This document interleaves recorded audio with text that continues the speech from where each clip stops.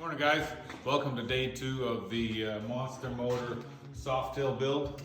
Today we're going to install the primary, get the air cleaner assembled and start building around the motor, get it bolted down. First thing we're going to do today is install the stator. Why do we do that first? I like to do this first because it's a good habit to get into. Not all stators can be stalled with the inner primary on.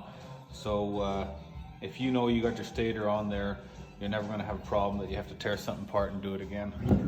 We got this stator from CompuFire. It's a California, USA made product. You know, it's made good quality. And if you don't know what you're doing, read the instructions. First thing we're going to do is install the stator. Slide the connector through the motor. You want to use a little bit of soapy water. It'll help you slide it through. The soap will dry up so it doesn't stay sticky forever. When you're pushing your rubber plug through, you want to make sure you push it through far enough so that your connector will go completely over and snap into place. Then on this particular motor from Ultima, there's a set screw that you just run in lightly. Don't run it in too far because you'll push it right through the rubber and short out the wires. And you want to put a little red Loctite on all 4 screws that hold the stator down.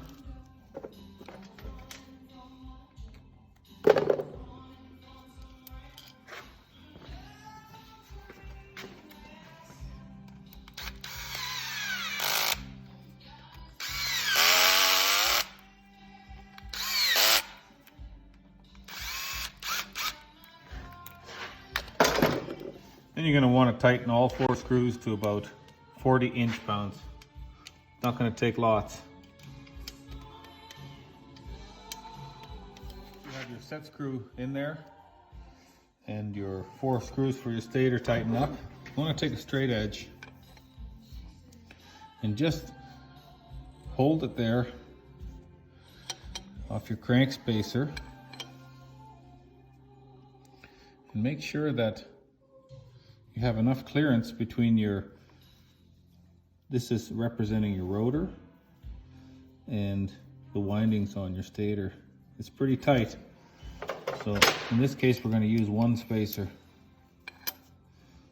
And that gives us enough room. And then we're going to carefully slide this rotor on.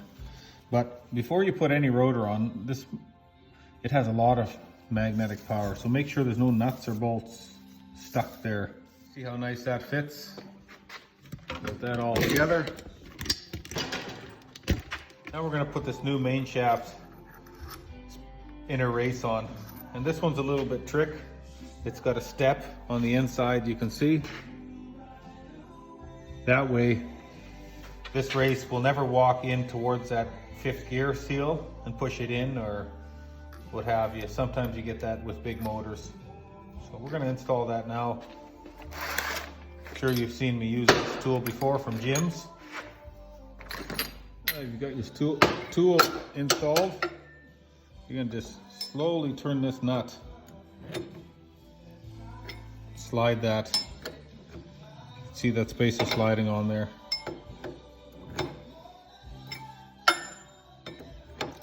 I've had them go on there a little on the tight side before. So make sure you always put a little nickel anti-seize on these threads right here so that your nut doesn't gall your tool.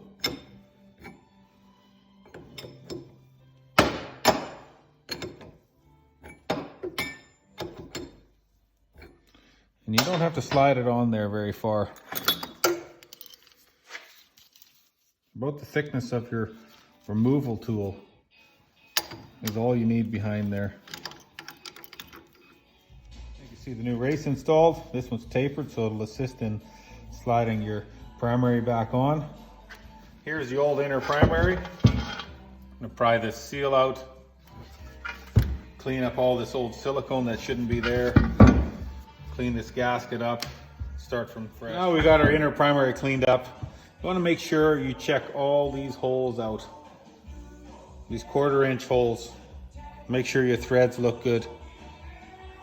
You don't know how many guys have worked on this bike in the last 30 or 40 years who don't know what a torque wrench are, and they could all be stripped out, and it's easier to replace them now than later on. And when you put your new bearing in, make sure you support the back of this with a couple wood blocks. That way you don't crack your primary housing pressing it in, or however you're going to put it in. You got your new bearing in there. You want to make sure you reinstall your retaining clip and make sure that it seats in there properly all the way in the groove. Then we're going to put our new starter seal. We're going to put our main seal on the back.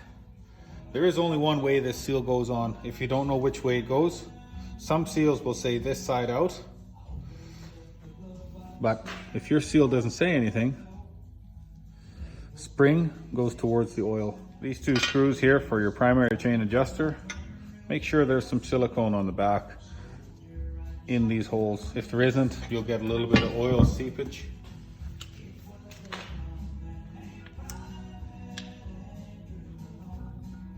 Once you've got your inner primary O-ring on, do not use any silicone.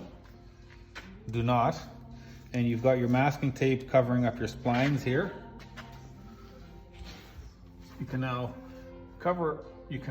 slide your inner primary cover back on.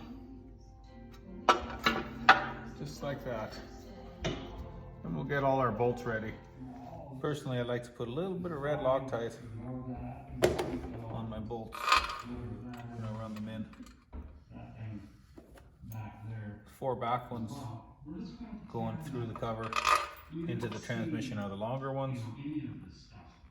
The 4 shorter ones go into the front from the primary cover into the motor. I never use silicone assembling a motor or anything. In this case, you want to put a little bit of silicone behind your tab and then push your tab in on all 6 of these inside the primary cover. The primary to your engine bolts, you want to tighten them 28 foot-pounds. Do them in a star as well.